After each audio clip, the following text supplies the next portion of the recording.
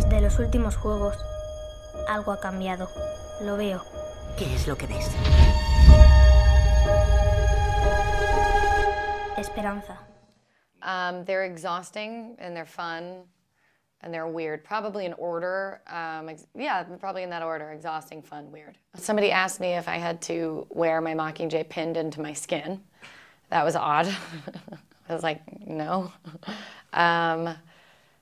And the most exciting thing that's happened, I think just being able to travel around in different cities. I wish that I got to see more of the cities, but it is nice being able to kind of wake up and hear a new language the next day.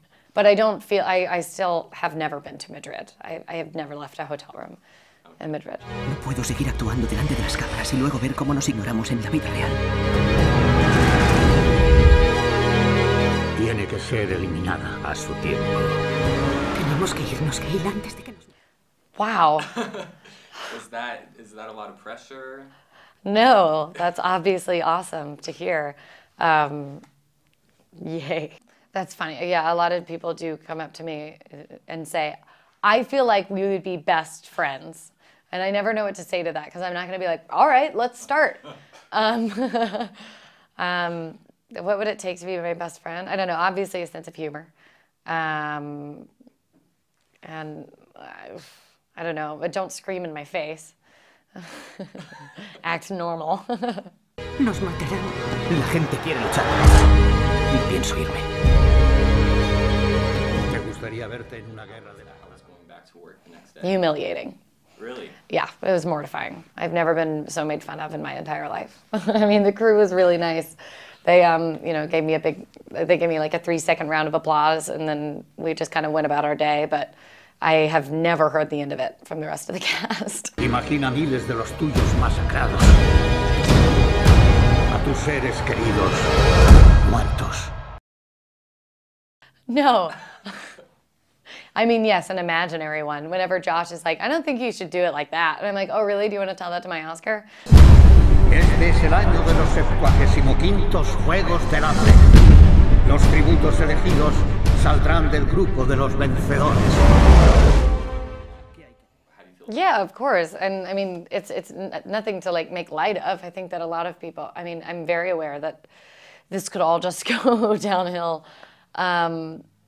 Yeah, I don't really think that there is a like a safe place in any job, or in you know, especially in Hollywood, where you're like, oh, okay, good, I've made it, I don't have to worry anymore. Quiero que olvidéis todo lo que creéis saber de los juegos. Este año os enfrentaréis a asesinos experimentados. You know, I really never made like a conscious effort to make my career go in one direction or the other. I just knew that I would never stop doing indies, even when I started doing studios.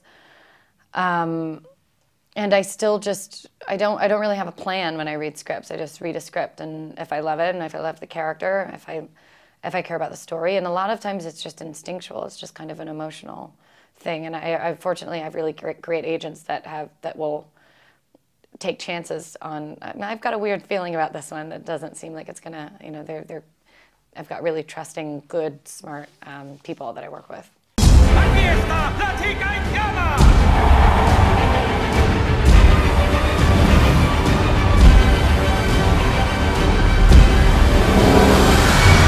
Recuerda quién es el verdadero enemigo. Well, I read the books before I knew about the movie, and I was just such a huge fan. I just thought that it was such an incredible message and such a powerful story and an incredible character. So when I found out it was going to be a movie, at first I was kind of like, ugh, so why do they have to ruin every single book with a movie? And then I met with Gary Ross, who completely changed my idea of what they were going to do with this movie, and he and I loved his vision and loved the movie that he created. I guess the feeling that I got for this was I cared about the story. I cared about telling the story, and I also cared about my character. I think that there are a lot of messages about standing up for what's right and about not just following the majority, but I also think that a more important message is the consequences of war and the consequences of idealism.